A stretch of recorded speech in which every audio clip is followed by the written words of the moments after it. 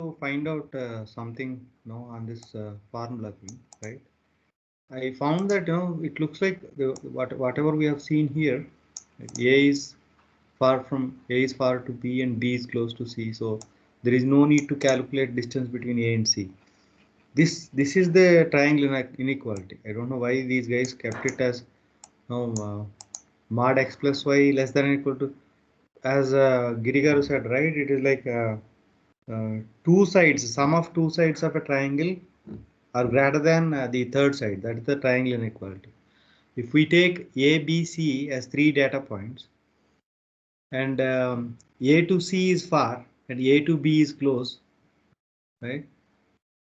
And B to C is also far, then A need not be, we should not, there is no need to calculate distance between A and C. That I don't know why these guys kept this formula, but once we find a ball which is close to the data point, we are going to use the same mechanism to find out the closest data points. Got it? No, Giri is not there. Yeah. Right? Got it, right? I think Girigar just now joined, right? Yes, sir. Sorry for the delay. Yeah, that's okay, sir. So I looked into the internet and I actually posted one Slack or Stack Overflow link also in the group. I don't know whether you watched it or not. Now, once we find the closest ball, right? These are balls, right? C centroid and R radius. We are forming balls, and then using balls we are forming a tree. Instead of using nodes in KD tree, we are using data points to form the tree, closest and farthest distances. We are using the balls to form the tree. Once we find the closest ball, then we are going to use the same technique. Okay, this technique only to find out the closest data points. Once we know the closest data points, making prediction is easy, right? In KNN. Okay, that's what I understood, right? If you get time, right, do more research. If there are any mistakes, right, please let me know. Okay. Did you get time to look into that article I sent yesterday? No.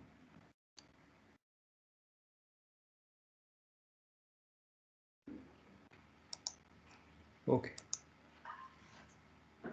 So we are good, right? Can we move on? Yes, sir. On ball tree algorithm, I found one link. I thought it is useful on how to that will help in how visualizing the how ball tree they are designing it. Maybe I'll just share it in this chart. Yeah, please. Others can take a look if you want. Yeah, please do.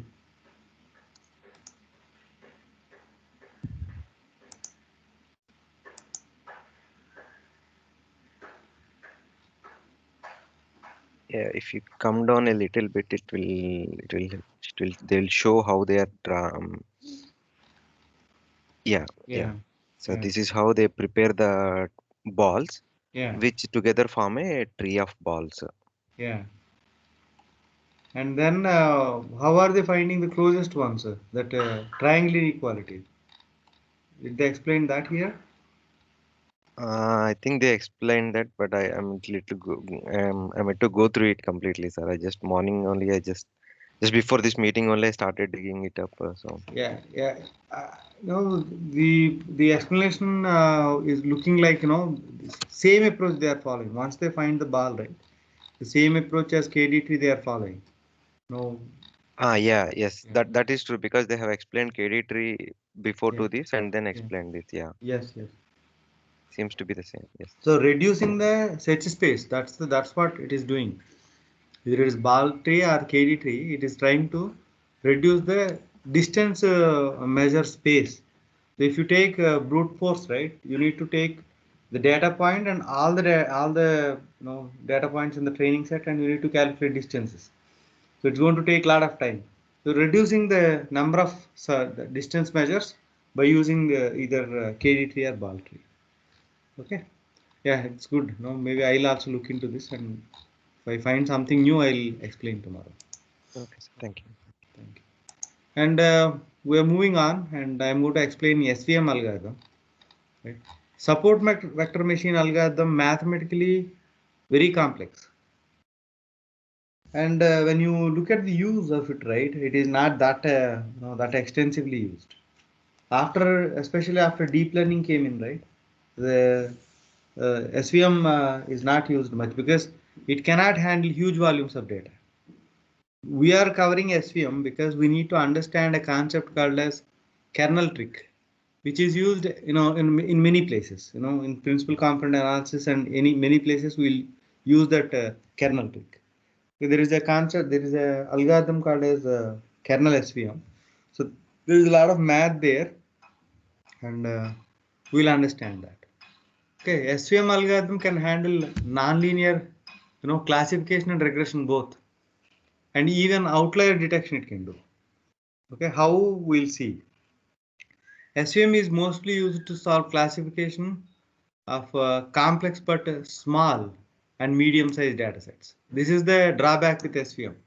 Right? SVM can handle classification, but small and medium-sized datasets. In real time, you will not get small and medium-sized datasets. Okay, so the major difference between the SVM and logistic regression is very small. I'll show you in a moment.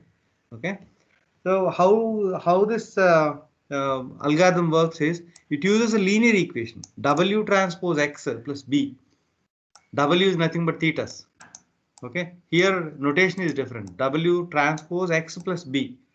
Okay, you can put W0 also into it, and you can say W transpose X. But I don't know why they kept it as separate. W transpose B. So W transpose X plus B. W transpose X is linear combination of all inputs with some W's. And sign, right? If the value is negative, it's going to be predicted as 0. If value is positive, it's going to be predicted as 1. Is it same as logistic regression or anything different? Any difference between this and logistic regression?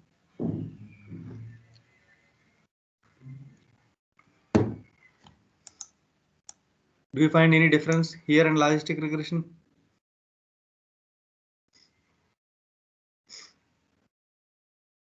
Yes, no. The bias term is only once. Bias term is I didn't get, sir. Bias term. So it's only adding up at the end, right? There also it is adding at the end only, end or beginning, that doesn't matter. But there we are using one equation, 1 by 1 plus e power, right, minus of this, so that it will generate a number between 0 and 1. But here we are directly using linear equation and looking at the sign and trying to predict. In logistic regression also I showed you, when it is negative, you are going to get a number less than 0.5. When it is positive, you are going to get a number greater than 0.5.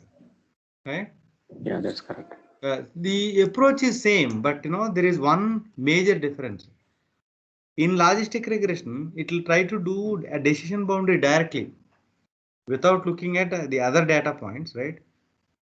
It will directly try to do the decision boundary. But in SVM, it will try to see a closest data points to the decision boundary and then does a margin. We call it as a margin. And the SVM always tries to choose these data points in such a way that this margin is high. Okay, so I'll show you that in a moment. Right? SVM is called as large margin classifier. We can think of SVM classifier as fitting a widest possible margin between two classes. So in logistic regression, right, it may be like this, or like that. No, the decision boundary may be either one of these, because it doesn't, the logistic regression generally doesn't care whether the closest data points and the margin is high or not. What is the use of having margin high? What is the benefit of having margin high? The gap between two classes.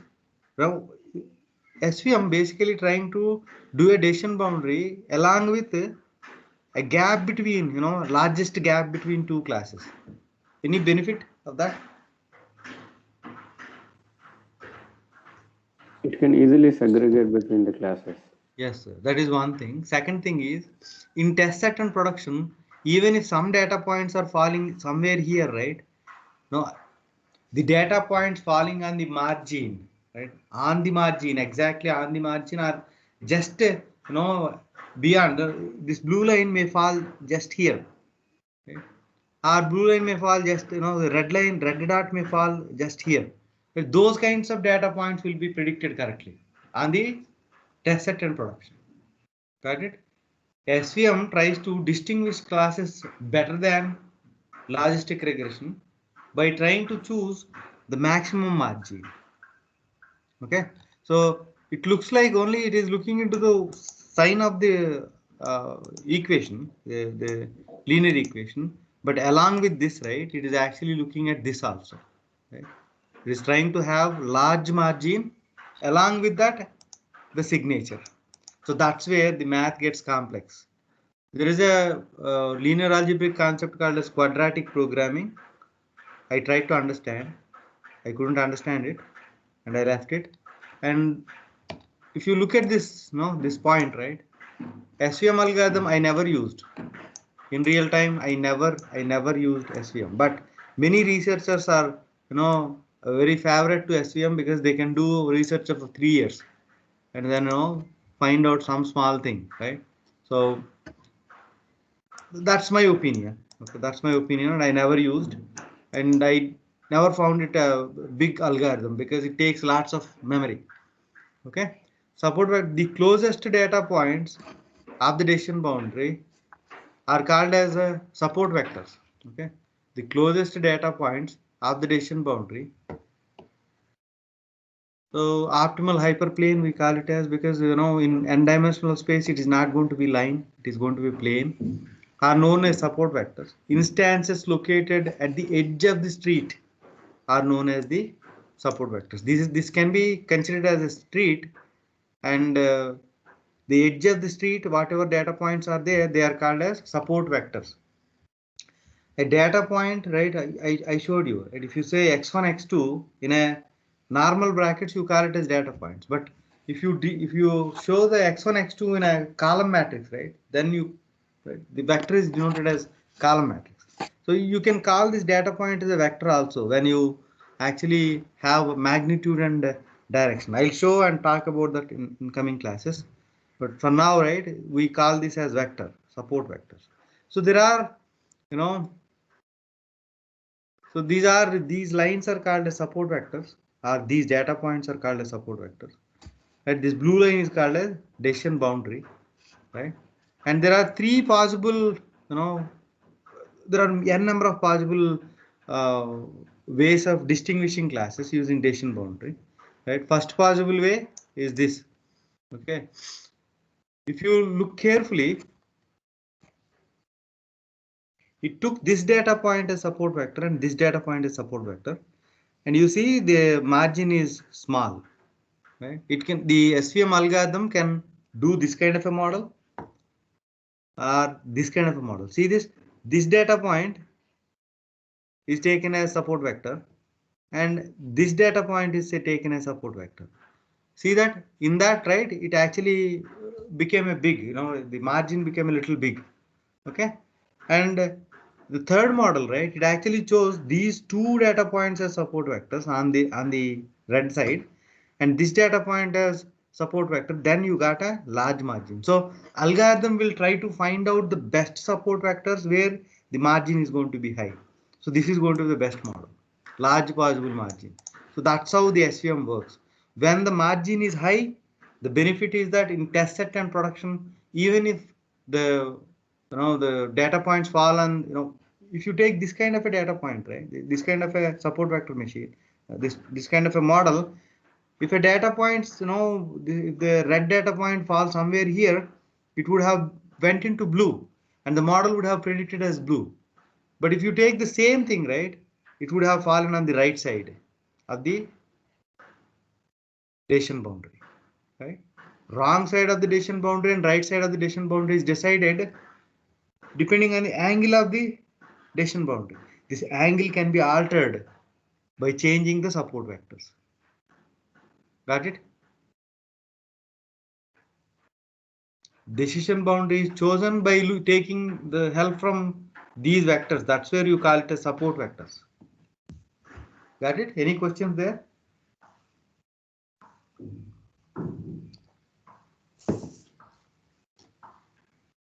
Any questions?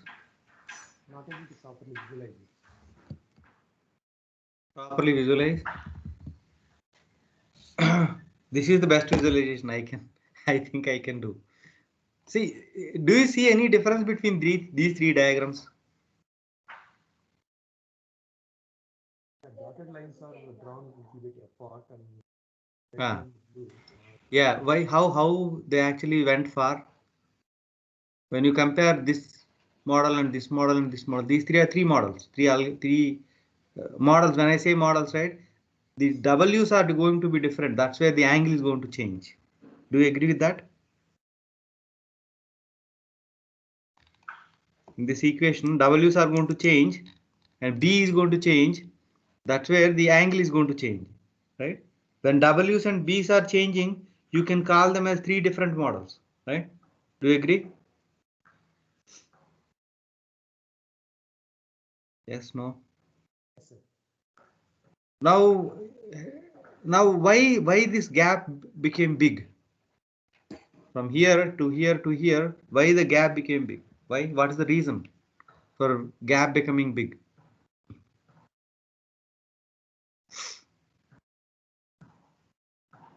Slope, Sorry, sir, I couldn't hear you. slope modified. Slope change, right? Why slope change? What is the reason? What is the basis for slope change?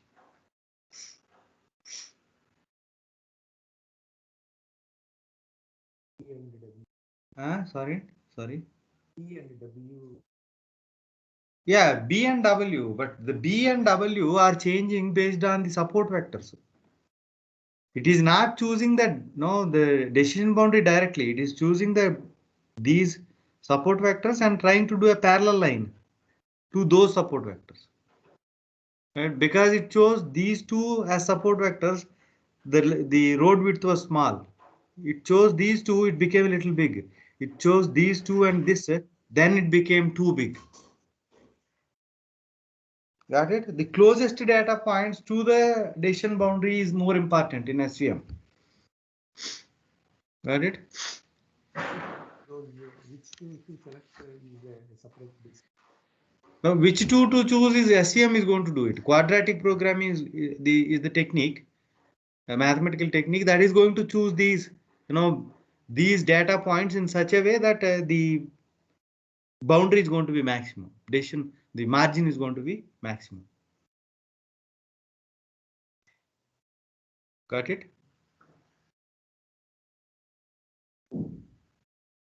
No, still not.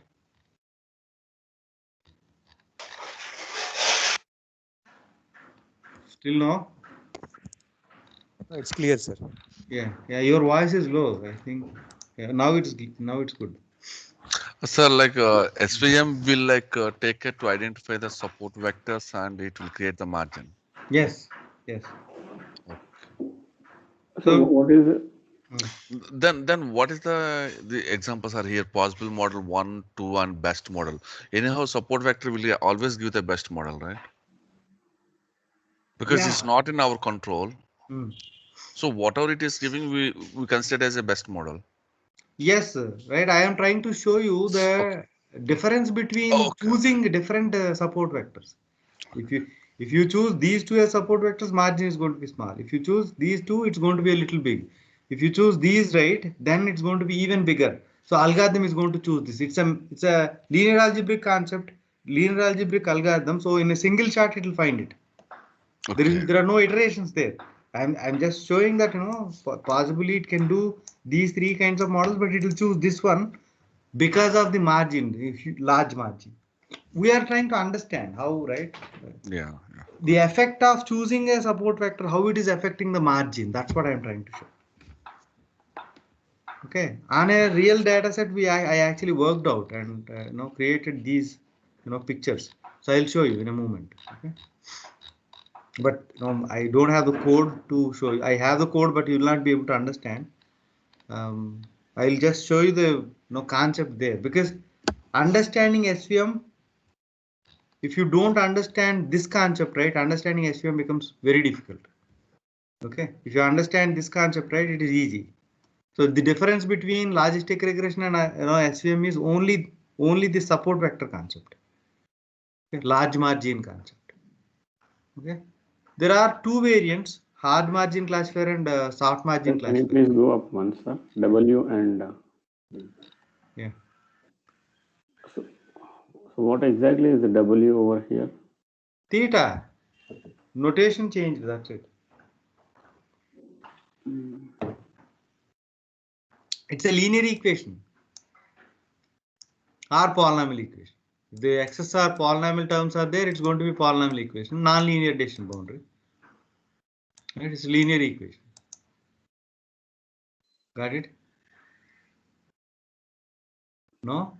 Yeah, but how those are represented in below the diagrams you said the support This vectors, right? this blue line is the W transpose X plus B.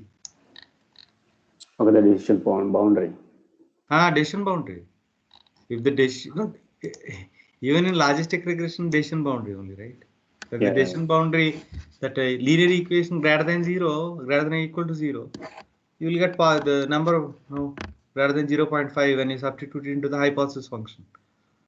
So Less than 0. Yeah. Yeah, the theta and B will be decided once the algorithm finds the best support vectors. Yeah, everything in a single shot it will find. It's a quadratic programming. It's not a dynamic programming and quadratic programming. Two are mathematical concepts. They named it fancy. Okay, quadratic programming is a linear algebraic approach where it takes x's and y's, substitutes. It is like normal equation, x transpose, right? X whole inverse x transpose y. Like that, it's going to be a big equation, and it's going to substitute and find the support vectors and the decision boundary. These W's and B and the support vectors.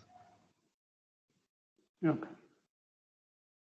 It's a big concept. If you go into SVM, right, we can do it for a week or 10 days, but it's not going to be useful. It's not going to be that useful in our real time. Believe me. Okay, you have to believe me. That's it. When you really work on data sets, right, you'll understand what I'm actually talking about. Okay. So in interviews, people ask, and that's one reason I'm explaining this. And second thing is, we have, I told you, right, the kernel trick, right? I'll explain that here and use it in other places also. Okay. Any other questions? Can I move on?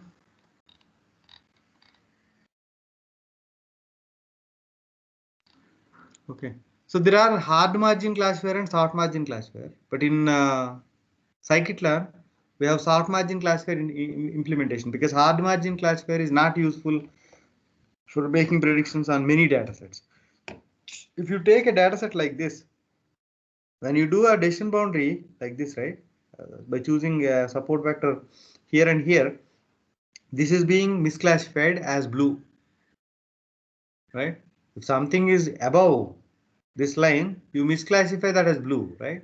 Actually it is yellow, but the model will misclassify it as blue. But if you do the other way around, right, if you take this as a support vector and one of these as support vectors and do a decision boundary, then this blue data point is going to be misclassified as yellow. So in both cases, right, one or the other, right, some data points are being misclassified. So hard margin classifier will not accept it. It will not find a decision boundary. If the data is like this, right, it will fail to find decision boundary. Okay, that is called as hard margin classifier. And there is another concept called soft margin classifier, which actually tries to be a little liberal, right? Even if some data points are being misclassified, that's okay. Even if some data points are falling on the margin, that's okay. But ultimately it wants to see a large margin. Okay. The goal of a soft margin classifier is to have a large margin.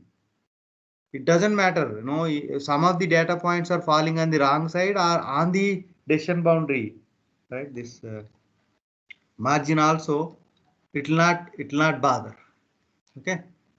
Finds balance between keeping the margin as large as possible, limiting the margin violation. What is margin violation? Instances that end up in the middle of the street or even on the wrong side of the street. Okay.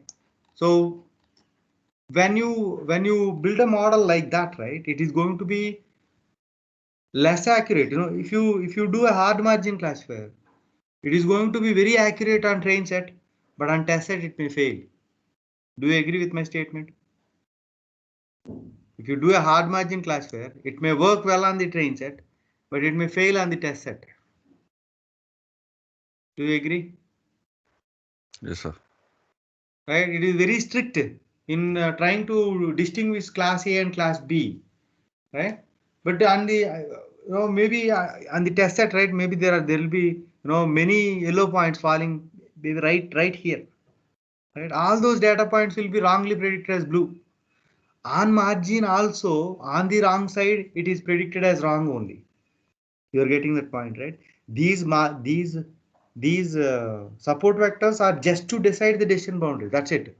Once the data points come in and the algorithm need to predict, it is going to use decision boundary only to predict. The support vectors are just to decide the angle of the decision boundary. That point you need to be clear. Got it? Some data points may fall on the margin also, depending on the side in which side the data point is falling, the model will predict that one, right? If you strictly do that, maybe some yellow points may fall here and all those yellow points will be predicted as blue. So that way hard margin classifier is going to be overfitted. To reduce overfitting, what you do? On the Sir, 1 second, sir. So before we go there, just once we arrive at the support vector points, when a new record comes in, let's just quickly recap on how exactly before we go to even hard margin classifier versus something else. You want to be here. Yeah. So when a new record comes in, at least my understanding is the measurement to the decision boundary points will be done from that new record. Is that the case or it's not? No. The basic understanding, right? When you are, I think from linear regression, logistic regression, SVM, you need to understand one thing. While training, you will decide the decision boundary or the best fit line. In testing and production, you will use that line to make predictions. Did I answer your question? See, the decision boundary line, the thick line, we already know about it in the other one, right? So, but now we are actually putting two decision boundary support vector points. We are actually determining support vector points, and then when a new record. Sir, 1 minute, sir. Are you talking about this diagram? Yes. This green one? No, all of them. In fact, all of them. No, only one you need to talk. This is the final one. This is the best model. Yeah, that's correct. Yeah, that's the one. Talk about this, then confusion will be less. Yeah. This diagram. Yeah, please go ahead. Yeah, so now we arrived at the model and we got the decision support vectors. Some specific support vectors we already identified for that model. Now a new record came in. Now I need to decide to what it will fall in. So if the new record points distance to the, let's say, red support vector point, and the new record distance to the blue support vector. Let me draw, sir. Let me draw. Let me show. Tell me the point I need to draw. Right? Should I be doing blue dot or red rectangle? And where? Should I do here? Yeah, let's put a point. Blue dot? Yeah, just there is, above that there is a dark red, right? Your mouse was. Yeah. There is a top red, correct? This one? Yeah. Huh? So, to the left of that, can you please put one blue or whatever, some point? Blue or red? Need to say that. No, blue or red? We cannot say that, right? When a new record No. When a new record comes in, we cannot say. But ultimately, right?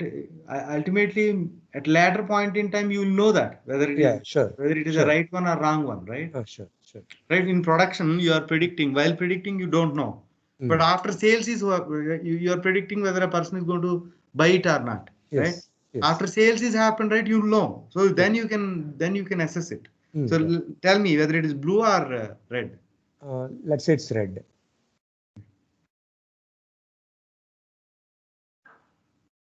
Red. Okay. So this is a new data point. Okay. Yeah, new record. This is new record came in. So now, how do I'm thinking I need to find the distance between that new red point and the blue support vector. Also, the distance. No. When you substitute your data points values, right, into the equation, right, you will get a negative or positive number. Okay. This data point will have x1, x2 values, right? The equation is going to be d plus w1 x1 plus w2 x2. Suppose that b is 10, w1 is 5, right? W2 is maybe 15, right? This x1, x2 values you substitute into it. If you get negative, you will say one class. If you get positive, another class. Okay. So Got it? yeah. On this line, there will be, some, this is that line actually. Yeah. Go ahead. Okay. So now it's clear. So based on that equation value, h of x will find, and based on that we'll decide whether it's blue or whatever it is. Now, once let's say red is predicted as red. Now let's say that red falls in that street, inside the street. Okay, that's what I said. Even when it falls on the street, on the right side, you will predict as negative only. This is I am saying the red is negative, blue is positive. Right? On the street also, the street is just to decide the distance between two classes. That's it. There is no importance for street afterwards. Only the decision boundary works.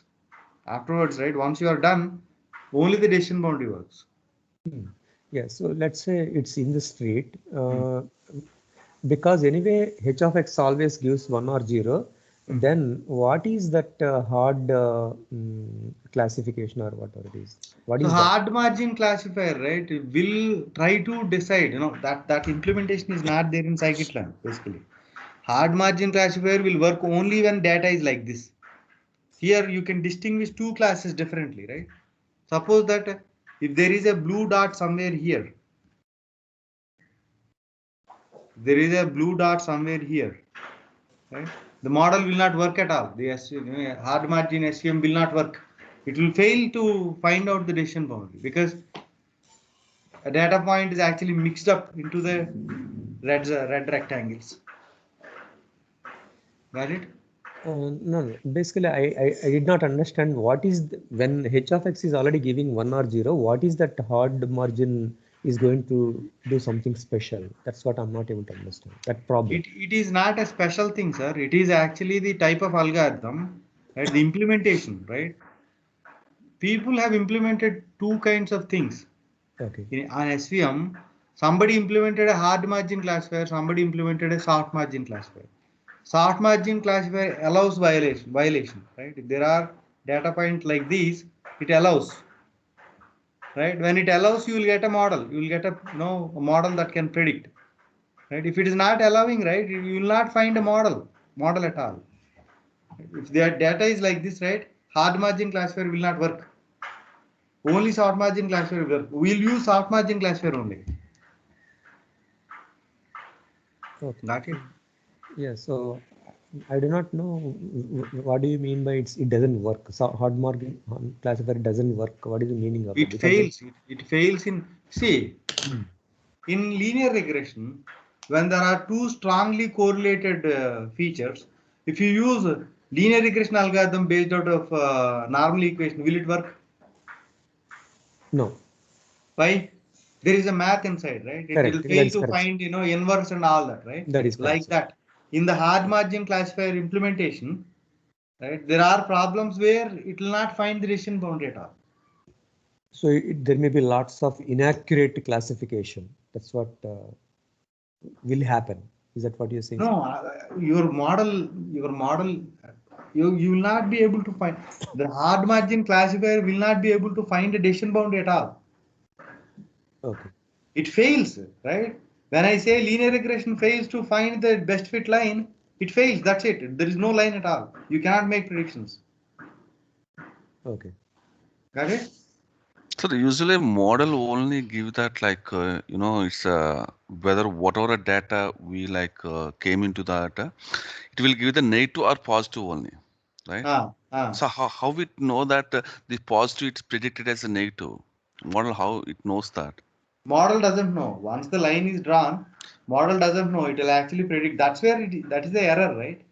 Yeah, that is the error. But you said that even it's not created the decision boundary itself also, right? So that's you see that's theory. That is right. That is theory. In theoretically, Okay. if you speak theoretically, hard margin classifier will not work. So we are We will moving not. on to Okay. soft margin classifier. Don't get stuck there. Right. That Okay. is theory. In interviews they'll ask. Right. That's of no use. In Mm. my view, total Svm is of no use. Right. When deep learning was not there, people were very highly talking about Svm. Okay. Okay. So you can use it if you want. Okay. I never used it and I'll never use it in my life. KNN, SVM, I'll never use. With random forest and tree based algorithms I'll use because they are better in many ways. Okay. Clarified? Any questions? No? Still confused? Clear, sir. Okay. So in linear regression, right? Even when there are two strongly correlated features, it uses pseudo inverse concept. In linear algebra, there is a concept called pseudo inverse. That is actually a manipulation. It is not really inverse, right? It looks like it is working, but it is not. Okay, it will give you wrong results. The predictions are not going to be correct. In hard margin classifier, it will not work and implementation is not there. Hard margin classifier implementation is not present. When there is no implementation, you cannot use it. It is just for theory only. Okay. So soft margin classifier will allow the violations like these. But while trying to find out the best decision boundary, even if some of the data points are falling on the wrong side. I am saying wrong side because if you pass this record and ask it to predict, it will predict it as blue dot, not as red rectangle. So it is falling on the wrong side, right? So soft margin classifier is a little lenient while building the model. So what happens when you are a little lenient while building a model, allow violations on train set, the model accuracy will reduce. Do you agree with the statement? Right? On train set, on a soft margin classifier, on train set, the accuracy is going to be a little less, but it will be balanced on the test set. Do you agree? Yes, sir. So that's the key. In SVM, we'll try to play with these support vectors in such a way that it actually finds that maybe this line or this line or this line that actually fits well on the train set and test set both.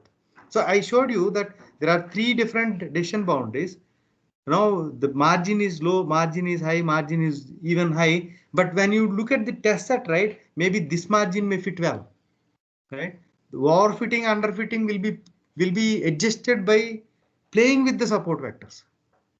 Got it? I'll show you that in a moment. Okay. So C is the hyperparameter which actually makes the margin large or the limits margin violation. So there is a this is the cost function for SVM. If you look at this carefully, right, it simulates the logistic regression's cost function. Okay, so yi, here it is log loss, right? Here the cost function, right? I'll talk about cost function in a moment. One class's cost function. Here also one class's cost function, right? Here 0 class's cost function, right? 1 minus yi, and you can use log loss also here. Or hinge loss. There is a concept called the other concept called the hinge loss. I'll talk about that in a moment. Right? So C is a hyperparameter. Okay. In logistic regression, the C is multiplied here, right? Lambda by m into sigma, whatever, right? You can imagine that you multiplied this equation, right? You multiplied this equation with 1 by lambda, right? If you multiply this equation with 1 by lambda, what will happen? Here you will get 1 by lambda. This lambda gets cancelled, right? Then it looks like this equation. Do you agree? If you multiply this whole equation with 1 by lambda, what will happen? Here you will get 1 by lambda. This lambda, that lambda gets cancelled and it looks like this equation, right? Do you agree?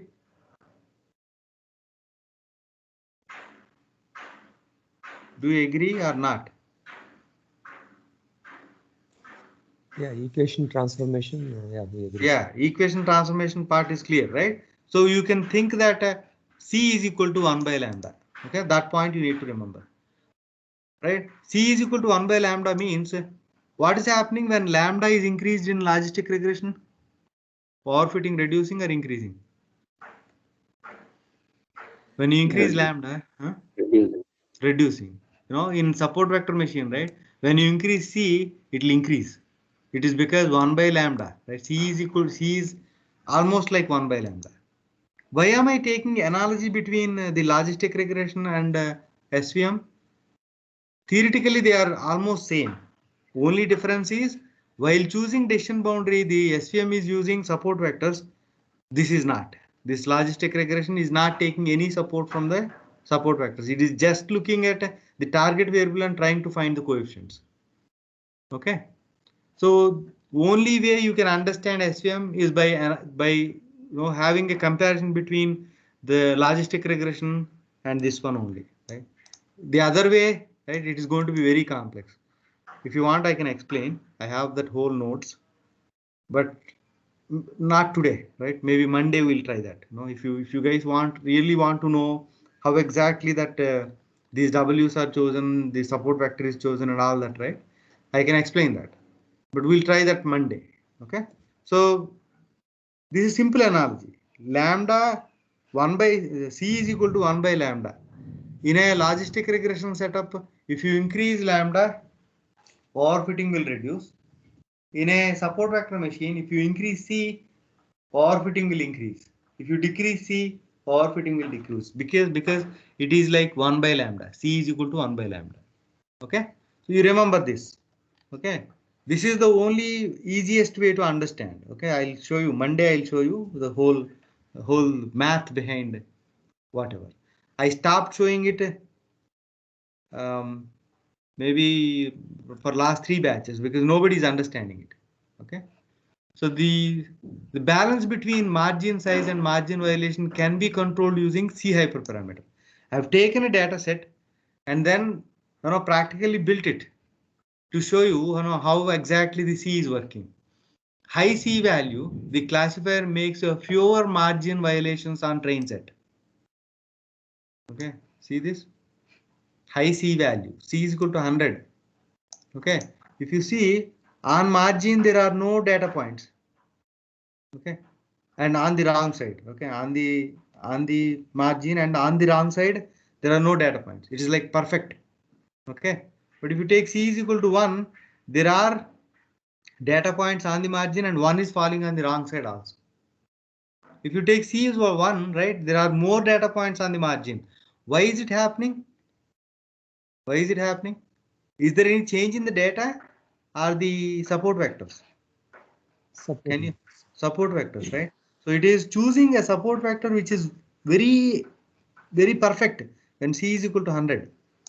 Okay, so that's where margin violations are not there. So on train set it will work perfect, 100% accuracy it will give. But on test set there is no guarantee because some points may fall like this.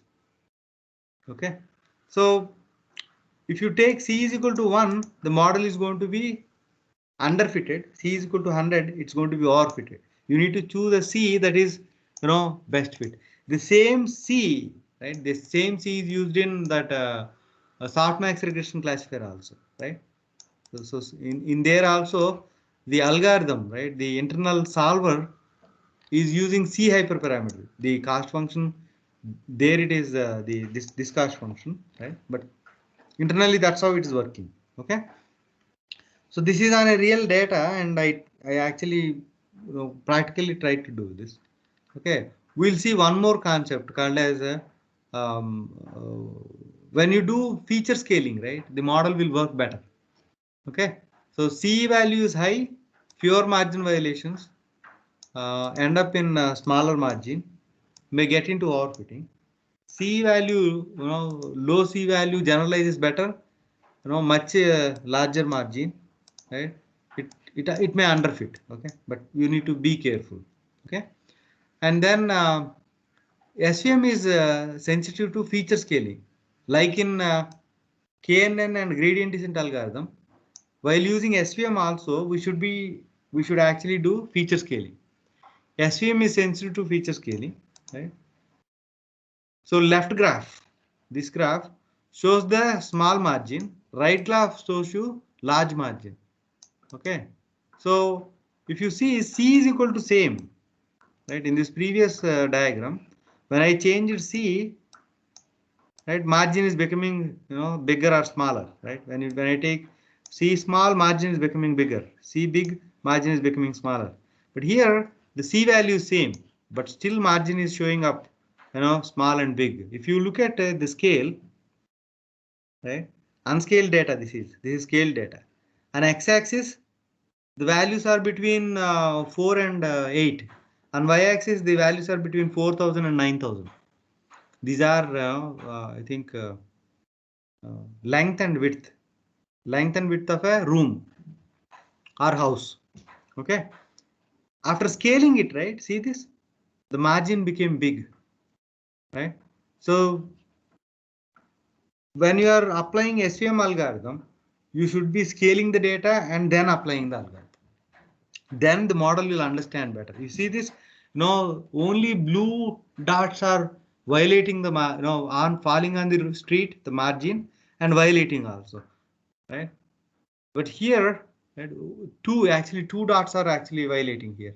But if you look at here, only one is violating. You see, two dots are violating. Okay, but after scaling, right, only one is violating. So model will work better. The violations will reduce and model will work better when you do feature scaling. This is also on the same data I did it. Okay, any questions here? So what scaling will you apply here, sir? Divide by maximum. Divide by maximum, negative. I think min-max scaling I applied. That's where I got our standard scaling, I think. I don't remember because I got negative and positive numbers, right? So maybe standard scaling. Min-max also will give you, but standard scaling it seems. Yeah, we can apply this scaling of whatever our choice, right? Yeah, whatever choice. It should not matter. Yeah. Should not matter, but sometimes, right, min-max works better. Sometimes this standard scaling works better.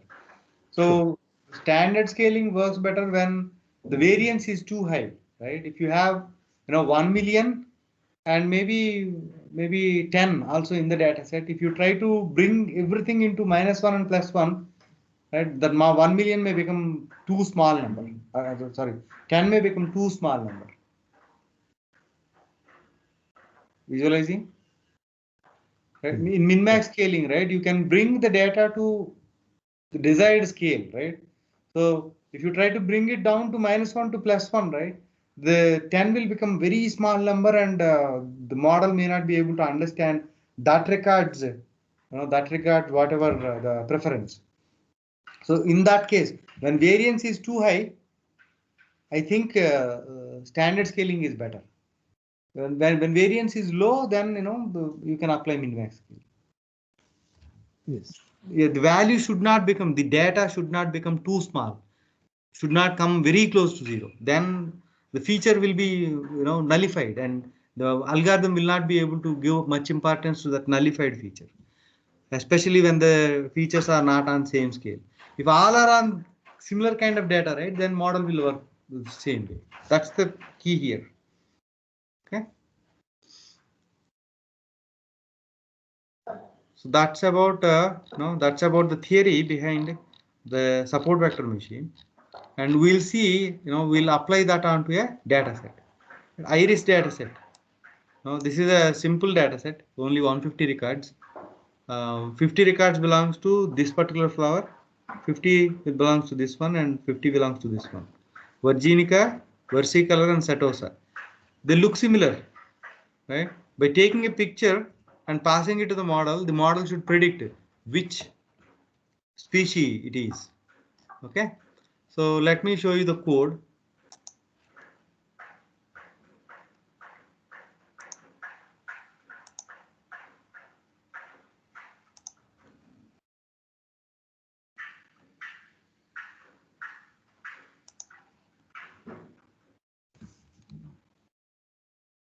So I have taken this linear SVC. There are two variants of Svm algorithm. One is linear SVC and SVC.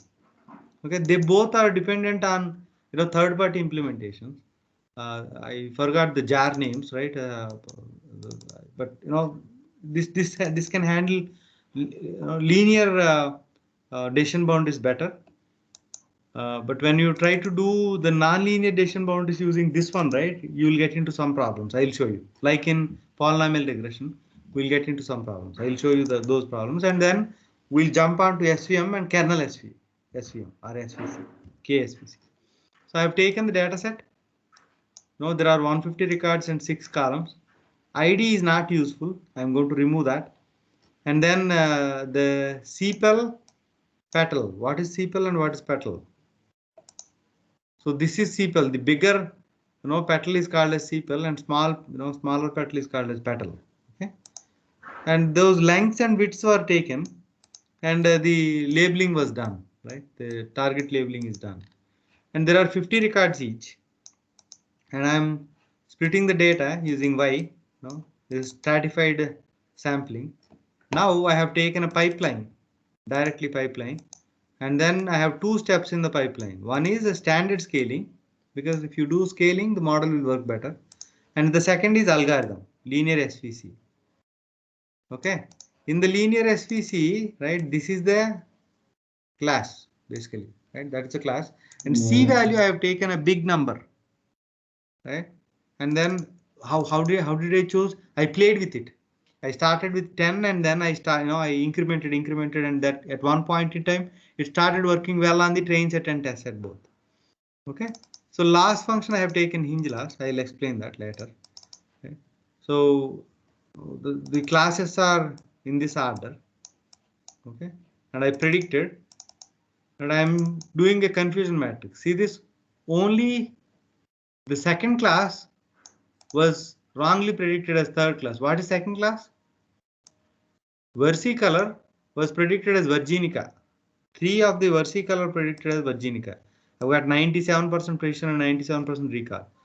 F1 also is going to be same. Right, on test set also, I'm just doing predict. See this? SVC classifier, and I am using pipeline. Right? I am trying to show you the importance of pipeline also along with SVM. Right? So I did 2 steps here. Right?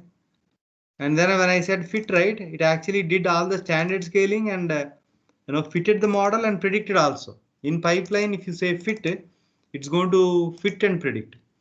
Right? If you say on the pipeline predict, it is going to do fit transform. Sorry, if you say fit on the pipeline, it is going to do fit transform and predict. Sorry, fit transform, and on the algorithm, it's going to fit.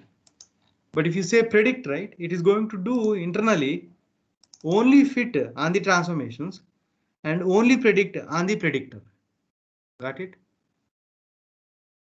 On test set, you should never do fit transform, right? You should never do fit, only transform you should do. But the pipeline knows it. When you say pipeline.predict, it is going to do only transform and predict. Got it? So modularizing the code, right? You can use your own custom transformers also in this pipeline and do it. Okay, in a single shot, simple, simply I was able to do it. In the previous code, right, I was manually applying all the transformations and then trying to predict. But here, in a single shot, it actually worked. Okay. So I think Seshiram asked how to do, manual threshold selection on a multi-class classification. Here it is. Okay. So I have taken decision this far. Everybody is clear? No questions, right?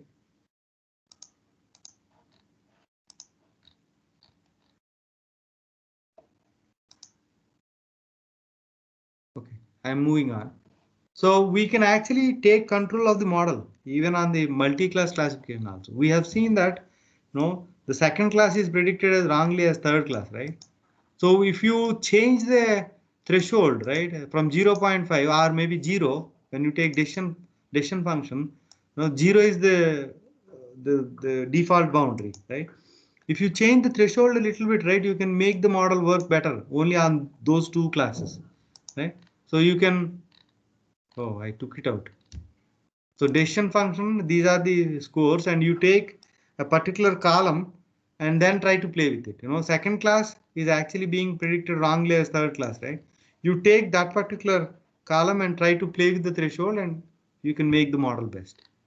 I took that block out. Maybe in the old code it's going to be there.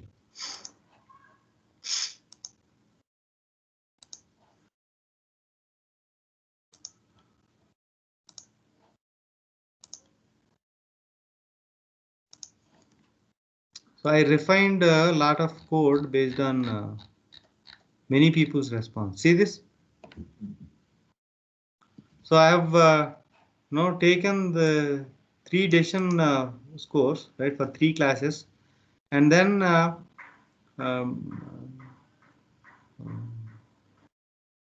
yeah, the POS label, right? I think in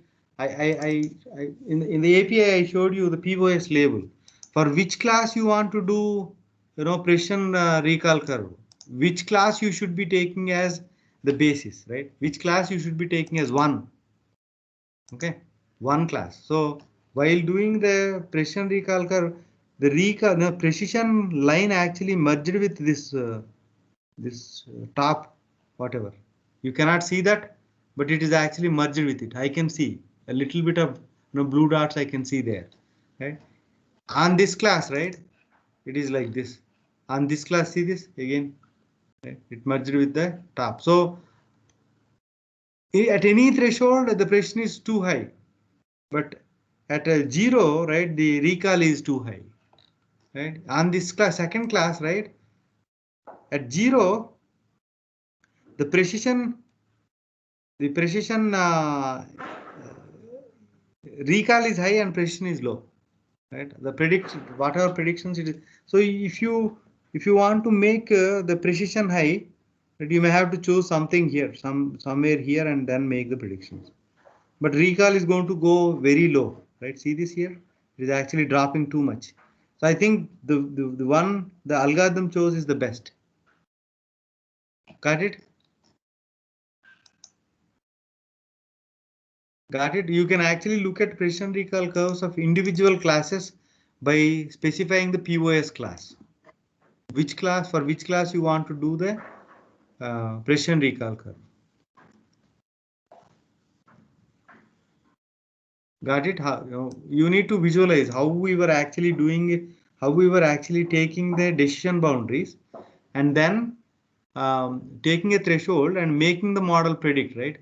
Greater than 0, greater than or equal to 0 is the by default prediction. True or false will come. For all these numbers, there will be a true or false. Okay. If you change it to -1, right, it will change. The trues and falses will change. When trues and falses will change, trues are 1 and falses are 0. 1 means it is this class, this particular, versicolor class. 0 means other class. It doesn't matter whether it is this. So it is SVM, right?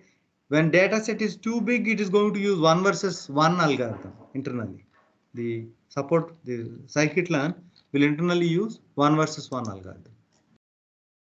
Got it? Confusing? So, but still, it can use both 1 versus 1, 1 versus all. I mean. We can specify. Actually, we can take one versus rest class and pass SVM when data is small. I've shown you the code, right? Manually you can do it, but internally, scikit-learn will use one versus one only on the SVM. Or whether the data set is small or huge. Yeah, it doesn't matter. There is no intelligence there. I think it will not look at the data set size and all. It's a just if condition, but I don't think it will use that. By default, the scikit-learn uses SVM. I think if you look at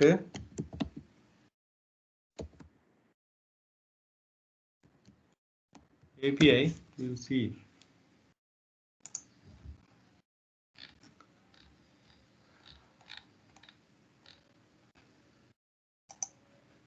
Somewhere it shows the algorithms to actually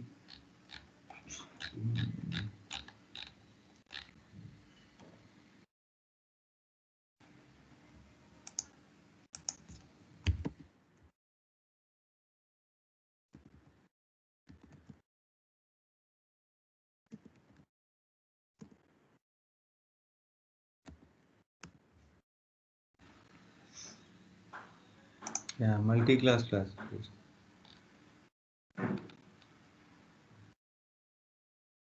See multi-output classification, multi-class regression chain.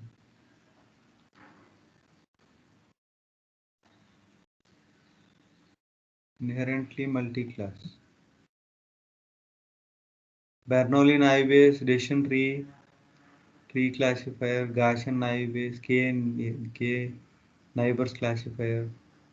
These are all, inherently multi-class. One versus one, SVC, NUSVC, Gaussian process classifier, right? And one versus the rest.